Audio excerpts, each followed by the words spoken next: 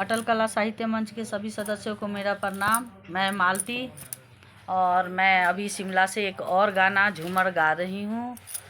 आप लोग बताएं कृपया। अभी हम थोड़ी देर में घूमने निकलने वाले हैं, इसीलिए जल्दी गा रही हूँ। गाड़ी आएगी, गाड़ी से पहले मैं गा रही हूँ आप लोगों को। भैया जाले काला कतवा भौजी खूब रोवेली। भैया जाले काला कतवा भौजी खूब रोवेली।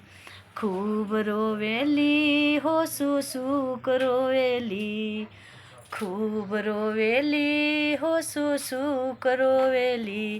भैया जाले काला कतवा भौजी खूब रोवेली।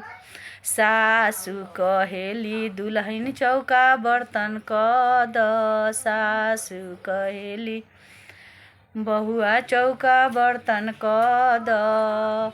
थरिया पर छोलनी पटक रोइले। मन परेला बलमुआ हम खूब रोइले। मन परेला बलमुआ त खूब रोइले।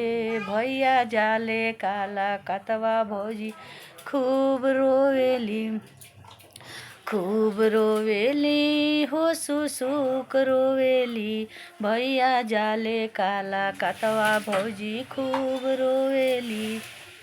गोतिनी कहेली दुल्हन रोटिया बना द। दुल्हन गोतिनी कहेली दुल्हन रोटिया बना द। चौकी पर बेलाना पटक रोइले। मन परेला बलमुआ त खूब रोइले। मन परेला बलमुआ त खूब रोइले। भैया गइले काला कतवा भौजी खूब रोवेली। खूब रोवेली हो सुसुक रोवेली। भैया गइले काला कतवा भौजी खूब रोवेली। ननदो कहेली भाभी चोटिया बना द। ननदो कहेली भाभी चोटिया बना द। आरे शीशवा पर कंगही पटक रोइले। मनवा परेला बलमुआ त खूब रोइले। मनवा परेला बलमुआ हम खूब रोइले। खूब रोइले हम सुसुक रोइले। पियवा गइले काला कतवा भौजी खूब रोइली। भैया गइले काला कतवा भौजी खूब रोएली। धन्यवाद। बताना आप लोग।